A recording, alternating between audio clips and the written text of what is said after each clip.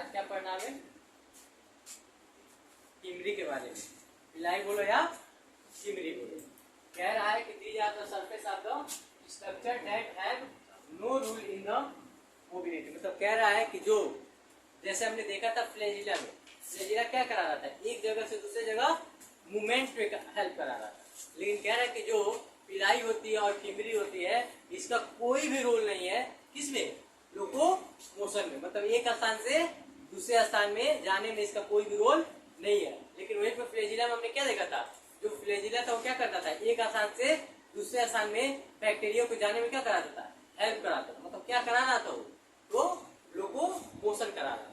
अब इसमें क्या है? कह रहा है कि जो पिलाई है और कीमरी है, ये लोकोमोशन में हेल्प नहीं करते भाई। ये सेल के सरफेस पे तो पाए जाते हैं, प्रोकैरियोट के सेल के सरफेस पे ही पाए जाते हैं। ये कौन कौन? पिलाई और कीमरी। लेकिन कह रहा है कि ये हेल्प नहीं कराते हैं बैक्टीरिया या प्रोकैरियोटिक सेल को एक स्थान से दूसरे स्थान में जाने में। अगला देखो क्या कह रहा है? कह रहा है कि पिलाई, अब देखो, are the elongated tubule structure made up of the spherical protein of special protein of the pilin. देखो मतलब कह रहा है कि जो पिलाई है, पिलाई कैसा है? पहले तो ये बोला, कह रहा है कैसा है? इलांगेटेड। मतलब ये भी कैसा होता है? देखने में लंबाई होगा, ट्यूब लाइक स्ट्रक्चर होगा, लेकिन कह रहा है कि ये एक स्पेशल प्रोटीन से बना होता है। उस प्रोटीन का नाम क्या है? अरे कुछ नहीं करना है, पिलाई, पिलाई का पिलीन, आई एन जोड़ लेना। मतलब आई के लास्ट में एन जोड़ लेना है, PILI।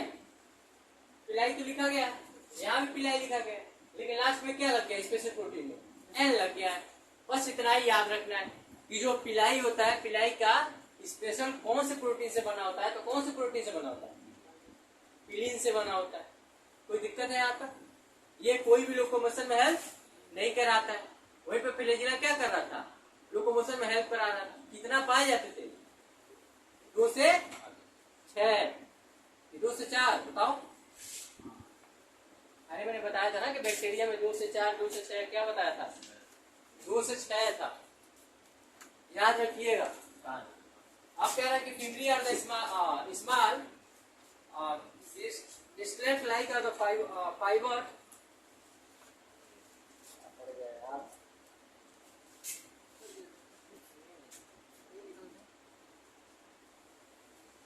देखो क्या बोला, कह रहा है कि fimbriae are the small Viscous like are the fibers is protein out of the cell in the sum of the bacteria. They help to the attach the bacteria to the rock in the stream to the hot tissue। देखो अब क्या बोला, कह रहा है कि जो फीमरी होता है, पिलाई के बारे में हमने देख लिया। पिलाई कैसा होता है? ये कोई भी लोकोमोशन में हेल्प नहीं कराता है। और होता कैसा है? तो इलांगेटेड होता है, ट्यूब लाइक होता है, और इसकी स्पेशल प्रोटीन से बना होता है, तो पिलीन से बना होता है। ये तो बात हुई थी पिलाई की। अब बात कर रहा है फीमरी की। फीमरी कह रहा है ये भी कैसा होता है? स्मॉल होता है, लेकिन एक तरह का कैसा होता है? फाइबर की तरह होता है। ये हेल्प क्या कराता है? अटैच कराने में। किसको? बैक्टीरिया को, मतलब चिपकने में हेल्प कराता है। मान लो अगर ये मान लो कहीं मिट्टी है, मिट्टी पे हमें चिपकना, मतलब मान लो कोई रॉक है, पत्थर होता है, जो भी हो, उसको अगर चिपकना है तो चिपकने में हेल्प कौन कराता है? पिलाई कराता है कि फीमरी कराती है? बताओ। पिलाई एंड फीमरी दोनों का रोल एक ही होता है। तो वही कह रहा है कि जो फीमरी है वो कैसी होती है? वो भी देखने में स्मॉल होती है, लेकिन देखो क्या कर रहा है, लाइक कैसी दिखती है? फाइबर लाइक दिखती है। जैसे आपने जो बच्चे खरीद के लाते हैं, आपने देखा होगा, जो दीवार पे फेंकने में चिपक जाते हैं। कभी देखा है आपने? हाँ, छिपकली वाले जो फेंकते थे, आप चिपक जाता था दीवार में। सेम वैसा ही देखने में कैसा होगा? फाइबर की तरह वो भी होता है। मतलब क्या होता है? तनता भी है, चिपक भी जाता था। वही कहानी यहाँ भी है। कह रहा है कि ये कहाँ होता है? तो आउटर ऑफ सेल, सेल के ऊपरी भाग पे पाया जाता है। कह रहा है कि सम ऑफ द बैक्टीरिया, कुछ ऐसे भी बैक्टीरिया जिसमें क्या हेल्प कराता है? अटैच टू द, देखो, attach the bacteria to the rock. मतलब बैक्टीरिया जो होता है, बैक्टीरिया को रॉक में चिपकने में हेल्प कौन कराता है? फीमरी कराती है। फिर करेंगे इन द स्ट्रीम, मतलब रॉक इन द स्ट्रीम। मतलब देखे होगे कि जो आप देखते हो ना कि समुद्र के अंदर या पानी के अंदर कहीं भी कहीं ना कहीं तो रॉक पड़ा ही होता है। तो कह रहा है कि जो स्ट्रीम भी हो, चाहे कैसा भी कंडीशन हो, वहां पर अगर चिपक बैक्टीरिया कोई चिपक जा रहा है तो उसके पीछे हेल्प कौन करा रहा है? फीमरी करा रही है। फिर कह रहा है उसके बाद से की देखो, टू द होस्ट टिश्यू। कह रहा है कि अगर कोई बैक्टीरिया को किसी होस्ट टिश्यू के ऊपर जाना है, मतलब किसी को इन्फेक्शन काज कराना है या पैथोजन के रूप में काम कराना है, तो भाई जाहिर सी बात है, इन्फेक्शन किसको काज कराएगा? अपने होस्ट टिश्यू को ना। अरे बैक्टीरिया अपने आप खुद हार्मफुल थोड़ी कराएगा, किसी दूसरे पे चिपक के काम करेगा। जैसे हमारे अंदर कॉलरा और टाइफाइड बैक्टीरिया डिजीज पड़े थे ना हम लोग, तो क्या होता है हमारे बॉडी में इंटर करता है, तो हम होस्ट है ना उसके लिए। तो ऐसे ही कह रहे कुछ बैक्टीरिया ऐसे होते हैं जो अपने होस्ट के मतलब जिसपे बीमारी काज कराना होता है उसके साथ क्या करते हैं, इस थिमरी की तरह मतलब इस थिमरी के हेल्प से चिपक जाते हैं और उसे इन्फेक्शन काज कराते हैं या बीमारी मतलब डिजीज काज कराते हैं। अब देखो आगे क्या बोल रहा है। अब कह रहा है राइबोसोम। राइबोसोम हम पहले ही पढ़े हुए। देखो प्रोकैरियोटिक और यूकैरियोटिक दोनों में राइबोसोम अलग है। देखो प्रोकैरियोटिक में 70S का राइबोसोम पाया जाता है, लेकिन यूकैरियोटिक में 80S का राइबोसोम पाया जाता है। समझ में आ रहा है क्या बोल रहा हूँ? 70S और 80S याद रखिएगा, S का मतलब सब यूनिट होता है। अब यहाँ पे देखना एक मैथ यूज किया गया, यहाँ लिखा गया 30S है 50S, तो 5 3 8 होना चाहिए था, 80 होना चाहिए था, लेकिन है क्या 70S। तो ये दिमाग में रखिएगा, प्रोकैरियोटिक में अगर 70S का राइबोसोम पाया जा रहा है तो उसमें किसका किसका कंपोजिशन होगा, 30S का प्लस 50S का। दिमाग में रख लेना, अगर प्रोकैरियोटिक की बात करें तो 70S होगा, 70S में 10 और जोड़ दो तो 80 हो जाएगा। मतलब ये याद रखना कि 10 ज्यादा होगा, मतलब कहने का मतलब अगर जो कोई भी प्रोडक्ट हम खा रहे हैं अगर उससे 10 कम कर दे तो क्या बन जाएगा प्रोकैरियोटिक में। तो अब सिंपल से याद रखना कि अगर 80S कहीं लिखा होगा, देखो अगर ऐसा कहीं लिखा होगा ये बात किसका होगा, यूकैरियोटिक का होगा, लेकिन 70S लिखा होगा तो किसका होगा, प्रोकैरियोटिक। यही याद रखना, कंपोजिशन पूछेगा तो 70S कैसे बना हुआ है, तो 30S का और 50S का। वही यहाँ पे दो सब यूनिट दिखाया गया। अगर मान लो मैं इसे कह दूं ये कितने का है, 30S का, इसे बोल दूं 50S का है, दोनों मिलकर क्या बना रहे हो 70S। 80 मत जोड़ लीजिएगा, ये मैथ थोड़ा सा अलग है, समझ में आ रहा है ना। अपना ज्ञान मत लगाइएगा कि जोड़ के आप तो 80 लिखेंगे, तो 80 लिखोगे पता चला पूछा प्रो का लिख दिए यू का। याद रखिएगा प्रोकैरियोटिक में जो राइबोसोम होता है कितने एस का होता है या कितने सब यूनिट का होता है, 70S का होता है। अब कह रहा है कि they are the associated of the plasma membrane of the prokaryote. तो कह रहा है कि किस चीज से एसोसिएटेड होता है, इसमें हम पहले जानते हैं कि इसमें कोई भी मेम्ब्रेन क्या प्रेजेंट होता है, नहीं होता है, मैंने दिखाया था। जब कोई भी प्रेजेंट नहीं हो सकता, प्रेजेंट क्या होता है, तो प्लाज्मा मेम्ब्रेन, कोई भी वॉल प्रेजेंट नहीं होती है। याद रखिएगा क्या किस चीज का होगा, association with plasma membrane of prokaryotic. समझ में आ रहा है ना, इसमें कोई भी वॉल नहीं होता है, तो होता क्या है प्लाज्मा मेम्ब्रेन। याद रखिएगा, भूल मत जाइएगा कहानी। अब देखो क्या कह रहा है, कह रहा है कि they are the 50 nanometer by the 20 nanometer in size. मतलब कह रहा है कि कितना बड़ा हो सकता है, तो ये कितना हो सकता है 15 से 20 नैनोमीटर के इतना लंबा हो सकता है, उससे बड़ा नहीं हो सकता। इसकी लंबाई मतलब साइज कितनी हो सकती है 15 से 20, इससे ज्यादा नहीं हो सकता है।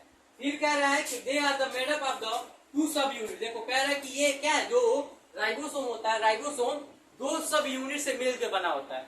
2 सब यूनिट क्या है प्रोकैरियोटिक में, तो एक 50S है एक 30S है। अभी मैंने बताया 50S मतलब बड़ा है थोड़ा, 30S मतलब छोटा है थोड़ा। तो यहाँ पे क्या है, एक बड़ा और एक छोटा दिख रहा है, तो ये क्या है 2 सब यूनिट है, किसका है राइबोसोम का।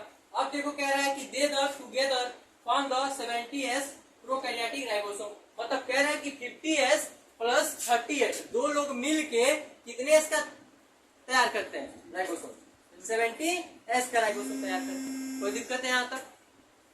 प्रोकैरियोटिक में 70 मतलब 70S का राइबोसोम पाया जाता है, यूकैरियोटिक में 80S का राइबोसोम पाया जाता है। तो यहाँ पे अगर 30 प्लस 50 का है तो वहां पे कितने का हो सकता है, कोई बताना चाहेगा।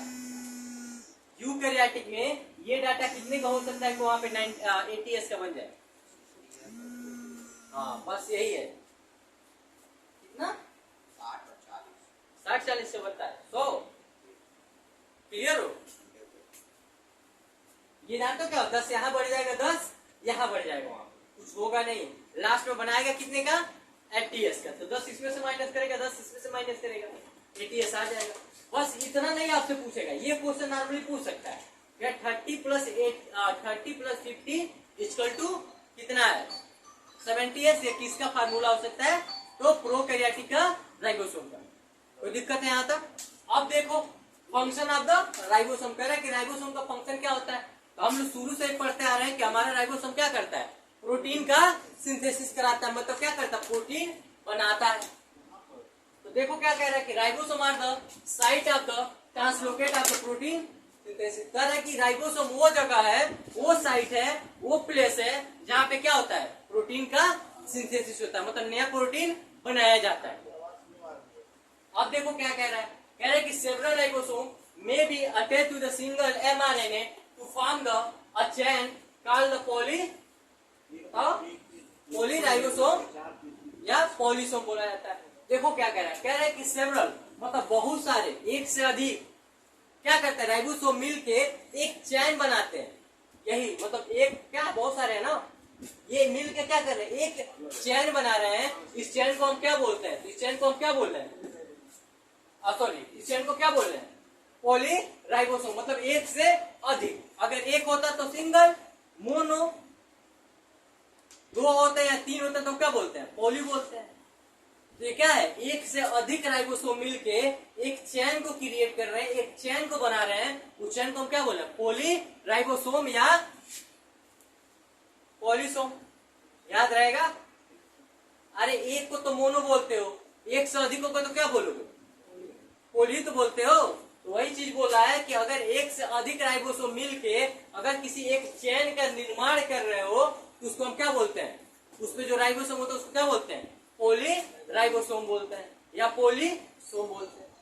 अब अगला देखो, कह रहा है कि ribosome of the polysome translated mRNA to the protein, मतलब कह रहा है कि ये राइबोसोम करते क्या है, तो कह रहा है कि राइबोसोम mRNA पे अटैच हो जाते हैं। मतलब कहने का मतलब ये लाइन जो दिख रही है आपको अंदर वाली, ये क्या है, mRNA की लाइन है।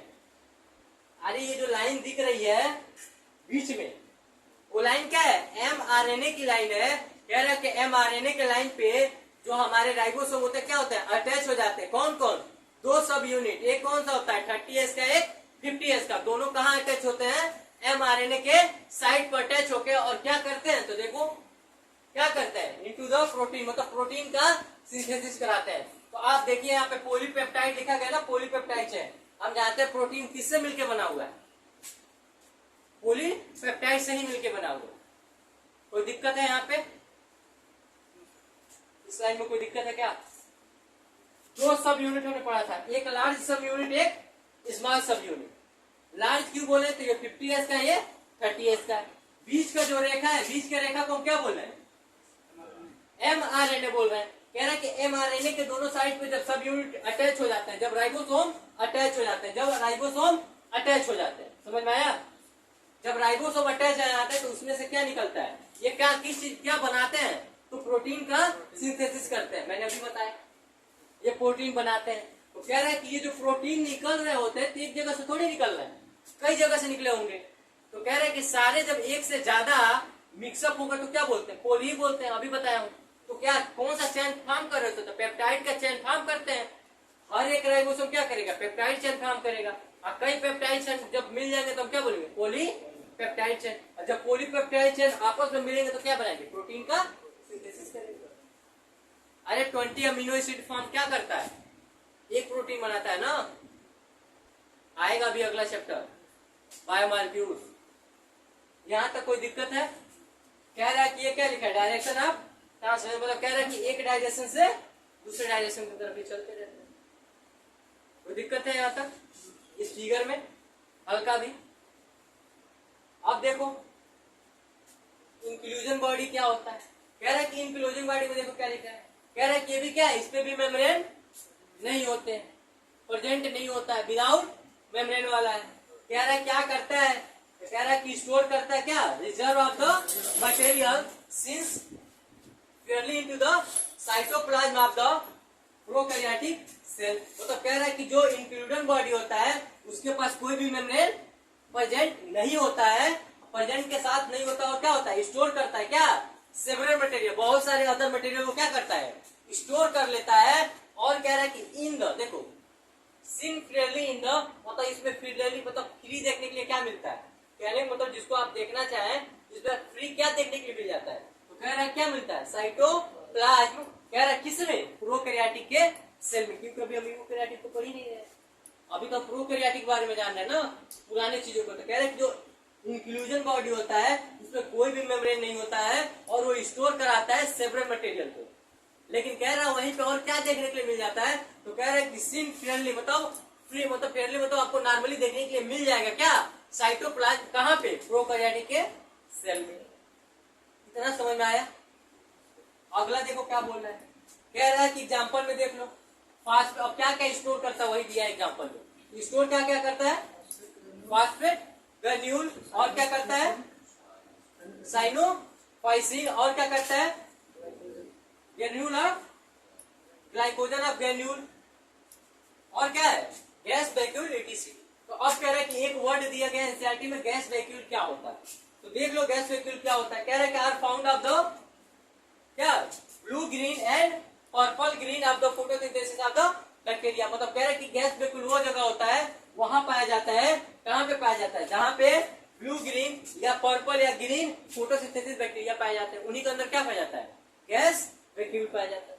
मतलब गैस वैक्यूल पाया कहा जाता है, तो नॉर्मल जान लेना ये उस बैक्टीरिया में पाया जाता है जिस बैक्टीरिया क्या करता हो, फोटोसिंथेसिस करता हो। तो जो बैक्टीरिया फोटोसिंथेसिस करेगा उसके पास पिगमेंट होगा।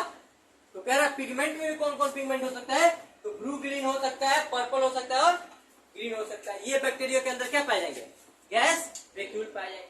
कोई दिक्कत है यहाँ तक, तो ये हुआ अभी तक का प्रोकैरियोटिक खत्म। अब हम पढ़ेंगे यूकैरियोटिक। देखो यूकैरियोटिक में अब हमने प्रोकैरियोटिक पूरा देख लिया, अब क्या देखना है यूकैरियोटिक। तो कह रहा है कि यूकैरियोटिक हमने पहले ही बोला था, प्रो मतलब पुराना, यू मतलब नया। तो पुराने वाले में क्या था, तो वहां पे कोई भी मेम्ब्रेन प्रेजेंट नहीं था, मतलब membrane bounded well defined nuclear present नहीं था। लेकिन यहाँ पे क्या होगा, वेल डिफाइंड न्यूक्लियस भी प्रेजेंट होगा और ज्यादातर इसके ऑर्गेनेल क्या होंगे, कवर किए गए होंगे।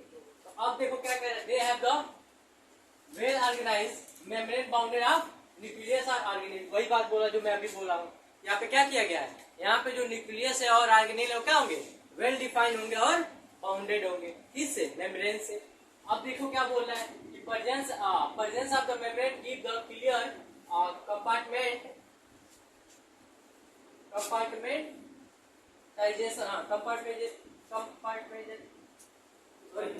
compartmentalization of the cytoplasm। मतलब कह रहा है देखो presence of the membrane, कह रहा है कि जो इसके ऑर्गेनेल होगा या न्यूक्लियस होगा दोनों क्या होंगे, मेम्ब्रेन बाउंडेड होंगे। लेकिन कह रहा है क्या होंगे, कंपार्टमेंटाइजेशन ऑफ द साइटोप्लाज्म। मतलब कह रहा है कि इसके जो मेम्ब्रेन होगा वो कवर तो होगा, लेकिन इसके साथ साथ क्या देखने को मिलेगा, साइटोप्लाज्म ही होगा।